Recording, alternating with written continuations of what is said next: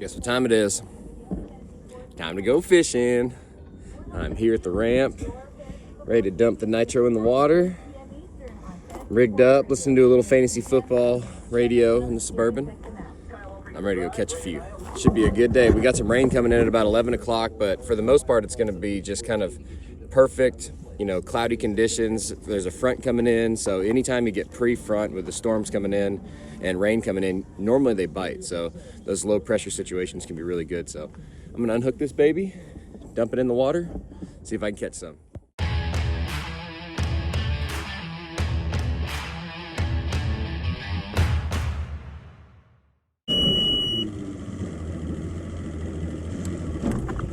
Beautiful day. I love December in Alabama. Gotta love it. It's just too nice to not be out here fishing. I've got guide trips the rest of the week. I was actually supposed to have a guide trip today, but that didn't work out. So I said, hey, I know what to do. I know where to go. I'm gonna go fishing. Of course, gotta go fishing. All right, so it's time to rig up a little cross-eyes power finesse jig. Right there, that's one of my very favorites. That's the moccasin craw color. I also really like the natural craw color. That moccasin craw is a good one. And then whether I'm fishing the natural craw or moccasin craw, my favorite trailer is the TRD Bugs. That right there, little miniature creature bait, it fits this jig so perfectly. And the key is just getting it nice and straight on the hook, and it just has that, a beautiful profile in the water. It looks like a small crawdad, and it's hard for a bass to resist a little small crawdad clicking through the logs and clicking through the rocks. I'm just gonna kind of pull it up over that little keeper right there. The current's taking me. Just like that. And then what I do with this jig is I trim the weed guard. So I'm gonna take this weed guard and I'm gonna trim it right down almost to the point of the hook. So just actually above the point of the hook. So right about there, mark it right about there, and trim that baby. That right there is ready to stick them, and it's not going to get hung up bad, so should be ready to go. That is the jig I'm going to catch them on. I have a feeling if I catch them on a jig, and I'm going to throw some moving baits too. I'm going to throw a chatterbait a little bit. I might even throw an A-rig, but all right, quick Palomar knot, and I'll be all good to go. Not so easy. Double it over, put it through. Tie an overhand knot, open up your loop, grab the bait, and I cinch it down onto my finger. That's the key right there. Watch that. Right when that knot forms right there. Now that knot's done, wet it, pull it tight, and then cut it off with some good old cutters. 20-pound Vicious Pro Elite, TFO, Tactical Elite Bass, 7.3 heavy, and a Johnny Morris Platinum Signature Series 8.3-1. That should catch them. Got the rock bank here, the current, well, my current. The water is ripping. We got tons of current coming down. That should be the key to success, is that current. I'm going to start out with a jackhammer. I got that jig rigged up, but I just feel like a chatterbait can catch it this morning. I'm going to be looking for little seams and eddies, just like you do on any other river you ever fish. Looking for a little current break, any little thing that breaks the flow. I think I'll give this chatterbait about a half hour and run around with it for, just for a while and see if I can make it work. If not, I know they'll bite flipping. I mean, if you get a little cross-eyes power finesse jig in front of them, something's gonna probably eat it.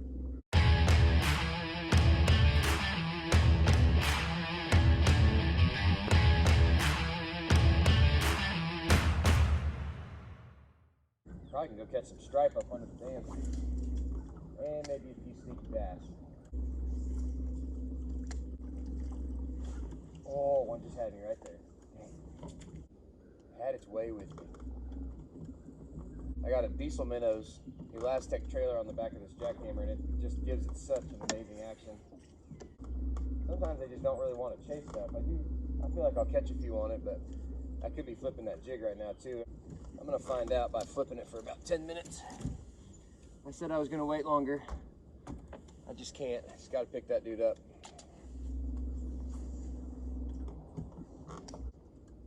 Now I'm feeling feeling some logs.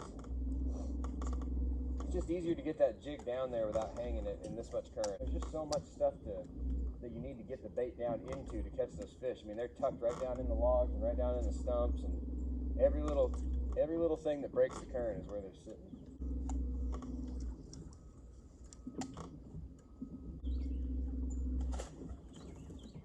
There we go. There we go. I'm on the board. Not a big one, but I'm on the board. Spotted dog on the jig. Right there by the boat, too. Oh, he pooped all over me. That's always fun. I don't care how big they are.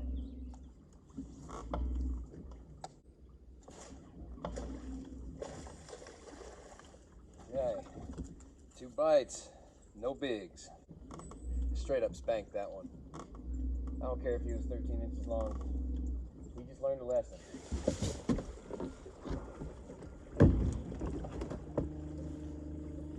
Perfect looking place to catch one.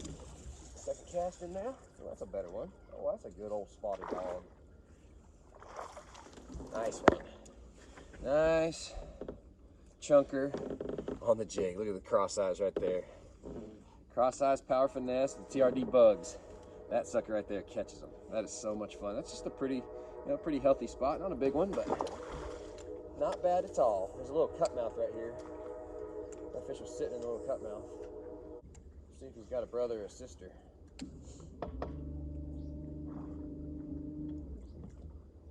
So when you flush a bait down and you get bit somewhere, it's really, it's hard to not just cast right back to the same spot, but with the current, you have to make the same cast and the same exact flush to get it back to where that fish was, because I was working the bait out, so I'm gonna work the bait the same, and hopefully it flushes to right where that fish was sitting. If you cast right on him, your bait's gonna be down here, so you always gotta make the same exact cast when you get bit, and picture how much that bait's gonna fall to the side as it's floating down. This is a 3/8 ounce jig, so it's plenty heavy. It's really perfect weight for this kind of fishing. But I've caught some 5-pound spots before flipping riverbanks like this, so this time of year is the deal.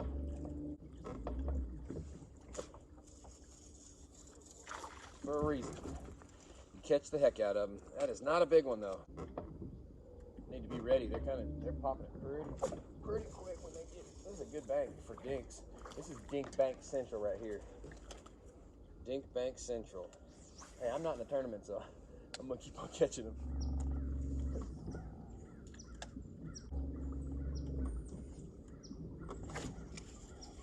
we go. Old large head up in the trees. Not that big. He's a fish. He's a keeper. I'll take him any day of the week. Except for on tournament day. And we need 3-pounders.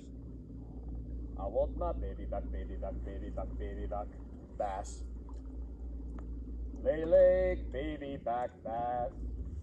Alright, let's go up. Moving on up. Everybody, we're moving on up.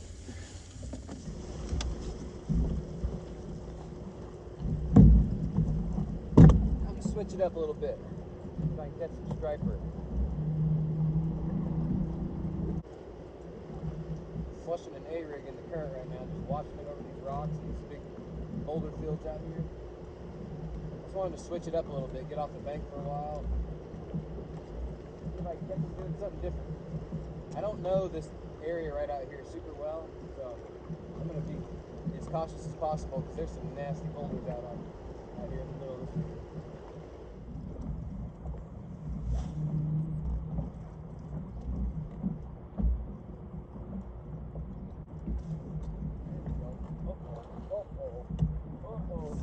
Oh, he broke my line.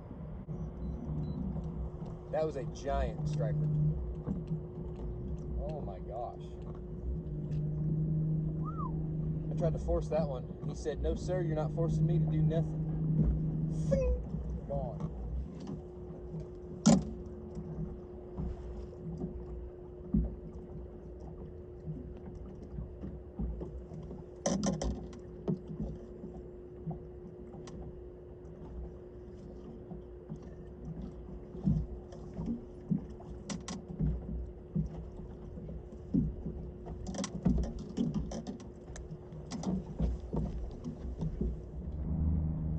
gotta watch what time it is because they're gonna shut this thing off at 12 o'clock or at 11 o'clock.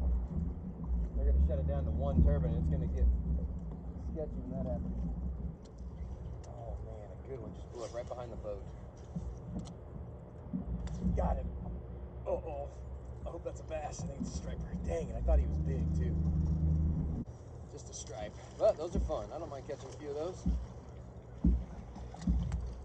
Nice. That's cool. Little striper.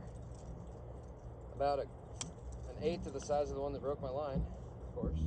It's so fun to do something different, you know, start out flipping down the bank, catching bass, and I'm not in a tournament, so doing some exploring like this and fishing out here in the river, trying to catch a striper or whatever else might bite. There's definitely some bass that live up here, you can catch them, but right now, this much current and it being cold, I expect to catch more striper out here doing this than I do bass. But if I get bit by a spot, it's not going to be a good one right here. Gee. Guess I got to burn it over the surface. A bass. Is it? Nope, not a bass. Oh, white bass. It's pretty. Cool. On the A-rig. Gotta love it. Right in the snoot. Right in the snoot. Hooked it right in the snoot holster. This is a blast. Striper is such a fun fish.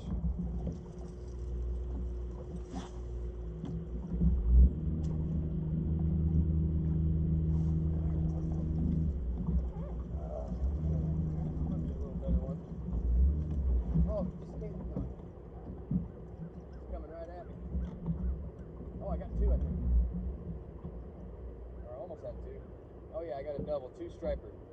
These suckers are gonna tear up my, actually 1 hybrid and 1 striper. Oh, nice, that's cool. Fired up 2 of them. Why catch 1 when you can catch 2? Right there, that is cool. That one bit the diesel minnows, the true striper. You can see the difference. This one's more narrow, this one's more broad, and he's a little different color, and he's got more broken up lines on him. This would be the hybrid, which is a striper and a white bass mixed. That was a fun bite. Old double trouble. Uh-oh, another one. Oh, striper beat down, baby. It's a long, lean one there. He's not very big either, but I know there's some toads out here. I might catch another. I got a good little angle, right? Good lineup right now. Something's working for me. They are smacking it right there. Oh yeah. Oh my gosh, I think I got another double. This is a good way to tear up an A-rig in a hurry. This one might not make it much longer. Oh yeah. Meat on deck. That is so cool. Yeah, this A-rig's gonna be toast. But that's okay, because I'm catching them every cast. Doubling up every cast. That is so cool. Good thing I'm using Elastec. These wires on this A-rig are gonna break before the baits tear up. Oh man, look at that. I'm throwing it on an 8-foot extra heavy TFO tactical. That's really what you need for this kind of fishing. Uh-oh, I'm drifting down. Woo, that one was all kind of hooked.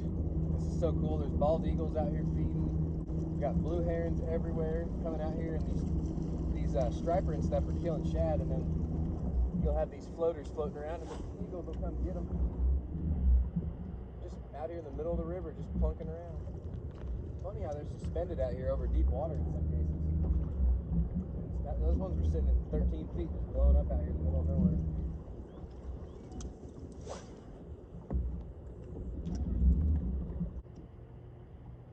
Uh-oh, that's a big one. Do not break my line, you dirty dog. Oh, that's a big one. Oh yeah, that is a big one. Big hybrid. Big old hybrid. Definitely not swinging that one. Oh yeah, look at that one. Right there, big hybrid. That is a nasty one. Now that is what you come up here for. Look at that toad. That was a fun bite right there. On the A-rig, I got 25-pound Vicious Pro Elite fluorocarbon. I like throwing that A-rig on fluoro. It's got a little more stretch, and it doesn't break normally on the cast or anything like that. Like sometimes braid will knot up in there and break. So look at that big old dinner plate.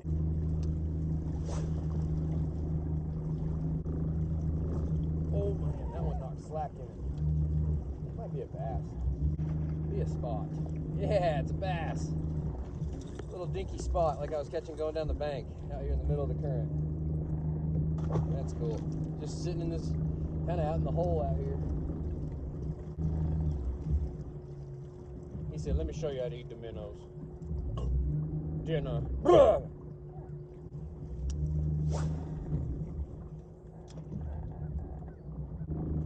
Oh yeah, that's a good one.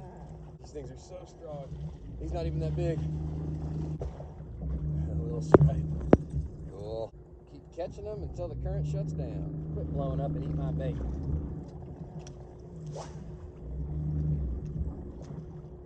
Blowing up everywhere. There we go. That's a good one. Oh yeah. Oh yeah.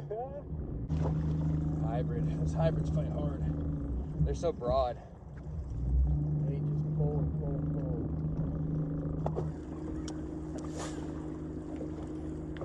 I'll be honest, my wrist hurts right now.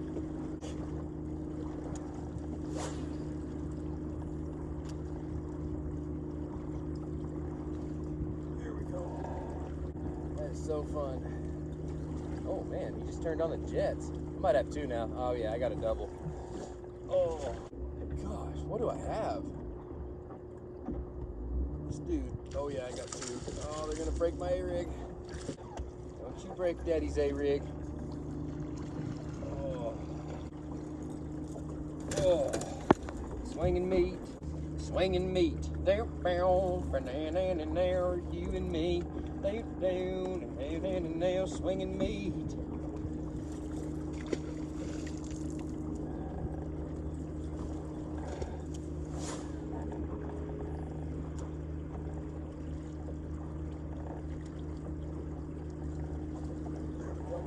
Might be a bass. That one's not running like a stripe does. Oh, it's just another double. Look at these beauties fighting in the current. Just chomping on my rig. Oh yeah, that is fun. Come here, boys. Come here, boys. Boy, you get your butt up in my boat. Yeah, just killing them. That one inhaled it. Whew. Okay, the A-rig is still alive, barely. Might be about the end of the striper beat down.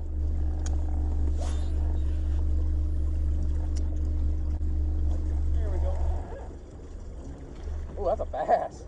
That's old Tina. That's old Tina the bass. Oh, that's a big bass. Let me be snapping dog. Oh, just broke one of my baits. 3-pound spot. Going like a freight train. Going like yesterday.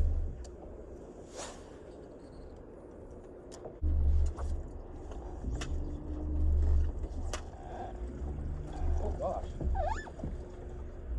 Fish just ate a big spot. Don't you come off. Oh, get that one.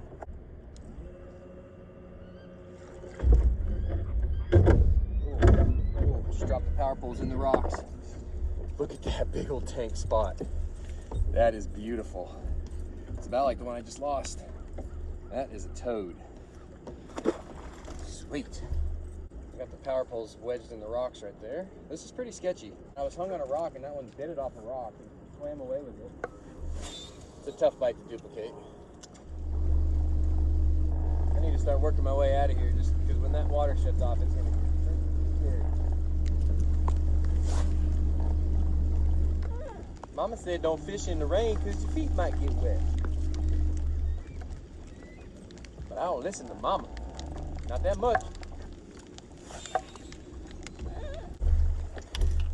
I tell you what, that was such a blast catching all those fish, you know, all those striper and stuff like that. And you do catch a few bass mixed in. It's not like something where you're going to come up here and hammer them, but it can be just a lot of fun to change it up a little bit, get off the bank and go chunk a rig around and catch them. You know, a lot of tournaments don't allow them, but I'm allowed to throw them when I'm fun fishing, and it is a great way to put fish in the boat. That was fun.